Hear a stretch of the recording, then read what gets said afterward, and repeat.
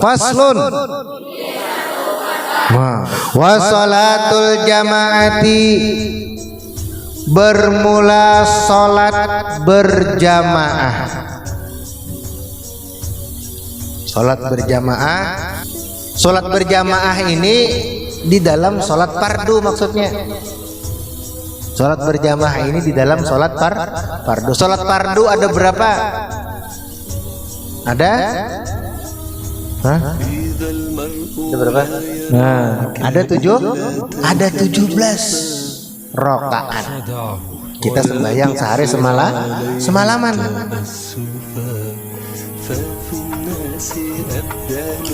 Nah, yang 17 rakaat itu dilakukan secara berjamaah, hukumnya adalah sunnatun muakkadatun. Hukumnya sunat muakkad. Arti sunat muakkad ini sangat sunat benar. Nah, itu artinya sunat benar. Gasan siapa? Gasan lalakian. Gasan lalakian. Berjamaahnya di mana? Di masjid atau di musola.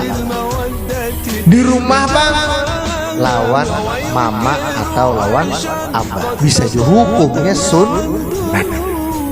Hendak berjamaah di masjid bagus, hendak berjamaah di musola bagus, hendak berjamaah di rumah lawan mama abah bagus juga, asalkan sembahyang 5 waktunya dikerjakan berjamaah.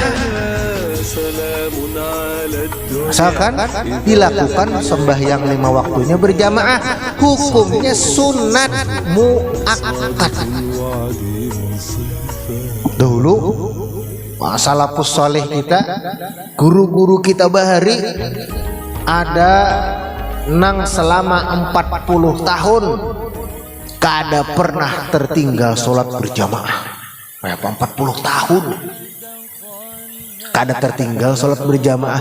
Bahkan ada yang dikatakan bahwa setengah jam sebelum sholat fardu masuk waktunya, beliau sudah ada di masjid.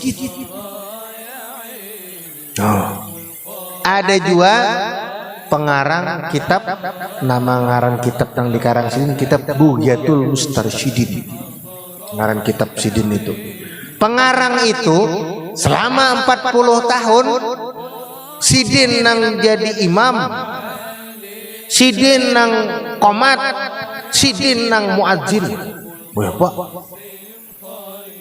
Nang ajan Sidin, nang qomat Sidin, nang jadi imam Sidin. Lamun di kampung kita, lamunnya Arif jadi azan, Arif jadi qomat, Arif jadi imam, berarti Arif sembahyang sorongan aja. Ya kalau ada ini kada banyak nang lainnya, kenapa jadi Sidin seberetan meraupnya?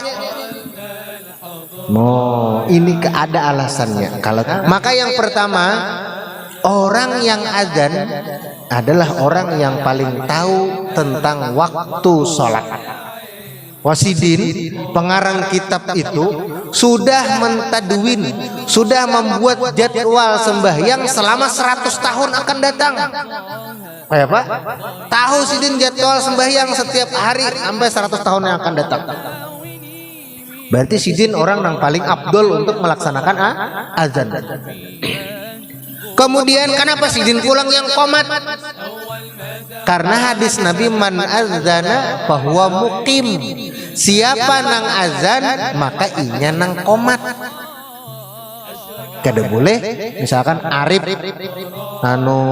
azan maka lipi qomat langsung mengambil mic Arif, kada boleh.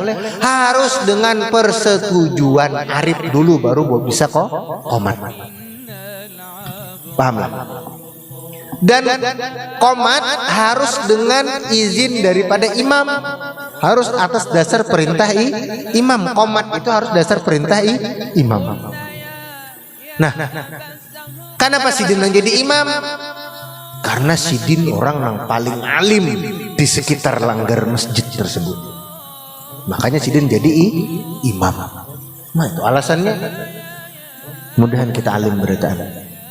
Ilmu kalau kita amalkan ilmu kita. Amin ya rabbal alamin. Nah, jadi sholat berjamaah tadi hukumnya sunat muakkad. Sunat muakkad. Namun ada juga yang mengatakan sholat berjamaah itu hukumnya sunat, hukumnya fardu kifayah.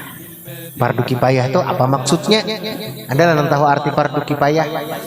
Hah?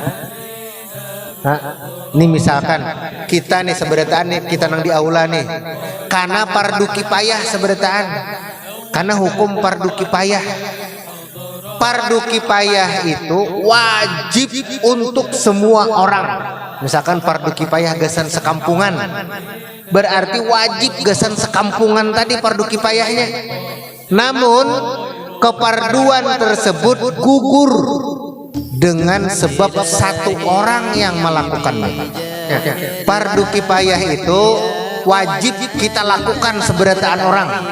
Misalkan nih kita nih seberataan nih, kalau wajib, kalau seberataan misalkan ada mayat di depan sini maka hukumnya fardu kifayah. Mayat di depan sini maka hukumnya fardu kifayah.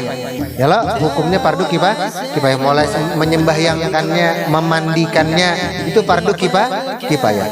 Arif misalnya mati, maka bagi kita seberataan di sini wajib memandikan Arif karena hukumnya fardu kifayah. Ya loh. Nah, namun kewajiban tadi akan gugur. Kada wajib lagi gasan seberataan bila ada nang menggawi. Misalkan nang menggawinya lepi lawan dili nang memandii Arif. Nah, maka berarti kita kada wajib lagi menggawi fardu kifayah tadi, kada wajib lagi kita memandii Arif karena sudah ada yang menggugurkan kefarduan kita, karena sudah ada yang menggugurkan kewajiban kita. Itu yang disebut dengan fardu kifayah. Paham lah? Paham lah, sudahlah. Nah, itu yang namanya dengan fardu kifayah. Artinya fardu kifayah itu gugur kewajiban itu bila sudah ada yang mengerjakannya. Nah, begitu juga sholat berjamaah hukumnya fardu kifayah. Tapi bila di satu kampung sudah ada yang mengerjakan sembahyang tersebut berjamaah, maka kewajiban bagi yang lainnya itu tidak lagi, tapi jadinya hukumnya sunat. Kada wajib lagi, kada fardu lagi, tapi jadinya sunat. Artinya fardu kifayah tadi cukup dikerjakan oleh satu atau dua orang sudah gugur kewajiban itu. Kada wajib lagi gasan yang lainnya. Itu yang dinamakan dengan fardu kifayah. Paham lo dah? Alhamdulillah. Nah, jadi ada yang mengatakan sembahyang berjamaah ini fardu kifayah. Siapa yang mengatakan itu? Imam An-Nawawi. Nah, ada sembahyang yang wajib dilaksanakan berjamaah. Sembahyang apa ya? Sembahyang apa? Sembahyang Jumat.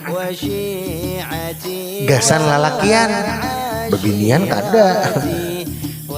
Turun ke masjid, kita berdosa kadang ke masjid. Ulang. Nah, jadi kita kalau melaksanakan sholat Jumat hukumnya fardu ain, hukumnya wajib berjamaah bagi laki-laki. Kapan waktu kita berjamaah? Kapan kita dapat pahala jamaah? Ketika mulai imam sudah takbiratul ihram, Allahu Akbar, sudah awam kita dapat pahala jamaah, sudah mulai umpat di situ. Paham lah? Sampai apabila sebelum imam salam. Sebelum imam salam. Paham lah sebelum imam salam. Nih misal aku jadi imam. Yalah, aku jadi at-tahiyatul mubarakatus shalawatut thayyibah sampai Allahumma sholli ala sayyidina Muhammad wa ala ali sayyidina Muhammad kama shallaita ala sayyidina Ibrahim wa ala sayyidina Ibrahim. Sampai di situ ada wa barik ala sayyidina Muhammad wa ala sayyidina Muhammad kama barakta ala sayyidina Ibrahim wa ala ali sayyidina Ibrahim. Datang Arif, Allahu Akbar, majid Joko. Pahamlah. Aku tuntung membaca majid. Asalkan Arif tadi takbiratul ihram sebelum aku salam, maka Arif dapat pahala berjamaah tadi. Nah, pahamlah? Apalagi bebayar rakaat pertama aja, ini sebelum salam aja sudah dapat pahala jamaah. Apalagi sebelumnya hanya rakaat pertama, rakaat kedua, rakaat ketiga, rakaat keempat. Asalkan tadi sebelum salam, maka sudah dapat pahala jamaah. Nyaman gak ada?